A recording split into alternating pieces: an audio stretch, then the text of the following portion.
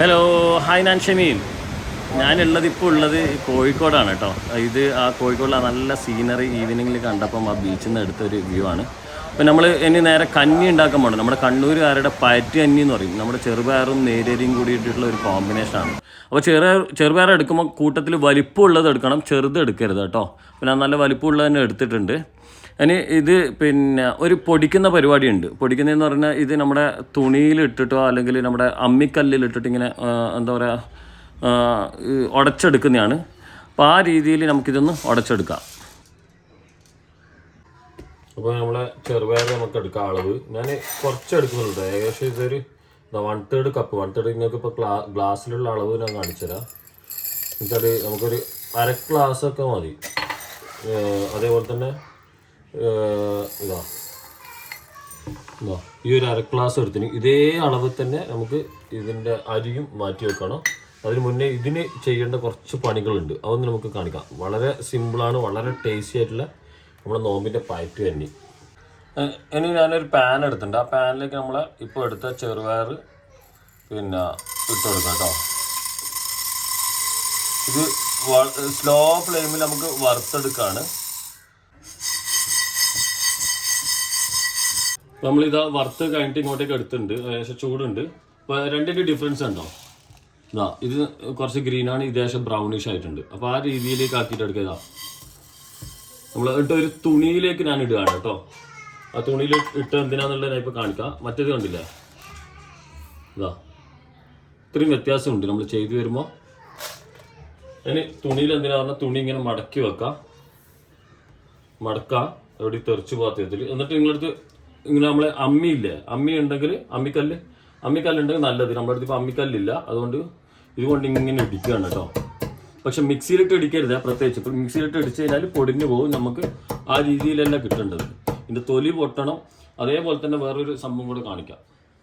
കാണിക്കാന്ന് പറഞ്ഞാൽ ഇതാണ് നമ്മുടെ മൂങ് ദാലാണ്.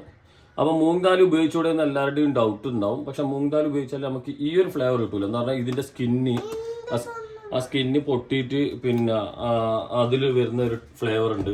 അതുപോലെ തന്നെ ഇത് കുക്ക് ചെയ്താൽ വന്ന ചെറുപയറുണ്ട്. അപ്പോൾ അത് എൻ്റെ മൊത്തത്തിൽ വ്യത്യാസമുണ്ട്. അപ്പോൾ ഇത് ഇതേ രീതിയിൽ തന്നെ ചെയ്യാം.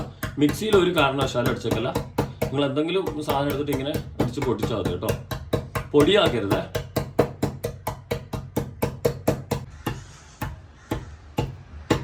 അപ്പോൾ നമ്മുടെ ഇതായിട്ടുണ്ട്. ഇതൊന്ന് കാണിച്ചു തരാം.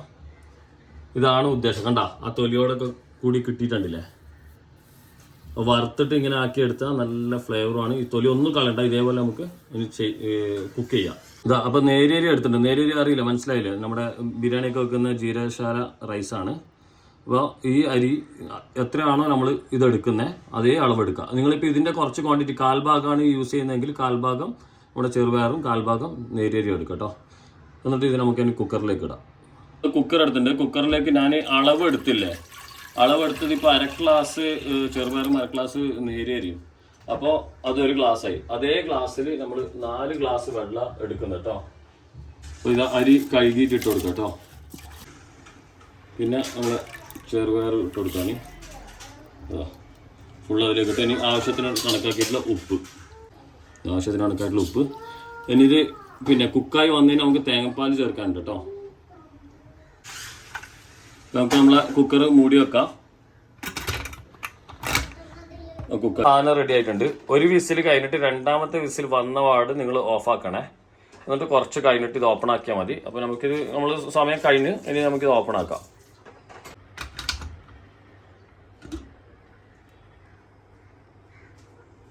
അപ്പോൾ ഇതാ നമ്മുടെ സാധനം സെറ്റായിട്ടുണ്ട്. ഇനി ഇതിലേക്ക് നമ്മൾ തേങ്ങാപ്പാൽ കേട്ടോ, നല്ല കട്ടിയുള്ള 2-ാം പാലും എടുക്കുക, വേണമെങ്കിൽ 1-ാം പാലും എടുക്കുക. രണ്ടും വേണമെങ്കിൽ നമുക്ക് ആഡ് ചെയ്യാം.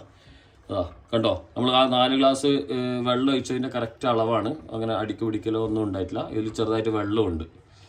നമ്മൾ ഇതിലേക്ക് ഇനി ഞാൻ 2-ാം പാൽ ഒഴിക്കുന്നത് കേട്ടോ. 2-ാം പാൽ കുറച്ച് വെള്ളം കൂട്ടിയിട്ട് തന്നെയാണ്. എന്നാൽ നമുക്കിത് ഒരിക്കലും നല്ല ടൈറ്റിലല്ല കഞ്ഞിയാണ്, നല്ല ലൂസിലാണ് വേണ്ടത്. അപ്പോൾ ഫ്ലെയിം ഞാനിപ്പോൾ 2-ാമത് ഓൺ ആക്കിയിട്ടുണ്ട്. എൻ്റെ ഉപ്പൊക്കെ നമുക്ക് ലാസ്റ്റ് ആവശ്യമുണ്ടെന്ന് നോക്കിയിട്ട് ആഡ് ചെയ്യാം. ഇതൊന്ന് ജസ്റ്റ് ഒന്ന് ചൂടായി വരുമ്പോൾ നമുക്ക് 1-ാം പാലും കൂടെ ഒഴിക്കാം. കുറച്ചും കൂടെ വെള്ളം പാൽ ഒഴിക്കണം കേട്ടോ.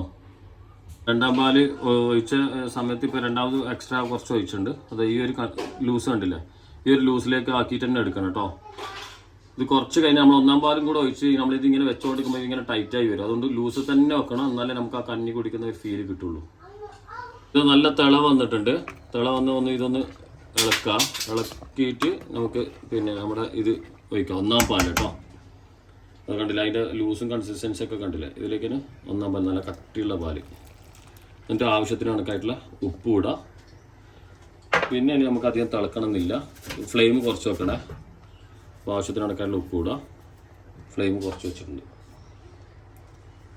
ഇത് നമ്മൾ ബൗളിലേക്ക് മാറ്റുകയാണേ.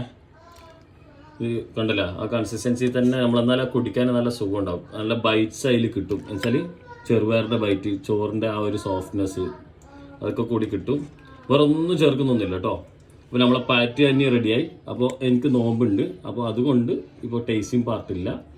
നമുക്ക് പിന്നെ ഇവിടുന്ന് ഞാൻ നല്ല എല്ലാവരോടും ബബൈ പറഞ്ഞു, എല്ലാവരും ട്രൈ ചെയ്യണേ. ഇത് അടിപൊളി കഞ്ഞി, നല്ല ഹെൽത്തിയാണ്. നോമ്പിന് കഴിക്കാൻ പറ്റിയ അടിപൊളി പാറ്റി കഞ്ഞി എന്ന് പറയും, നമ്മുടെ കണ്ണൂരുകാർ പറയുന്ന സാധനം.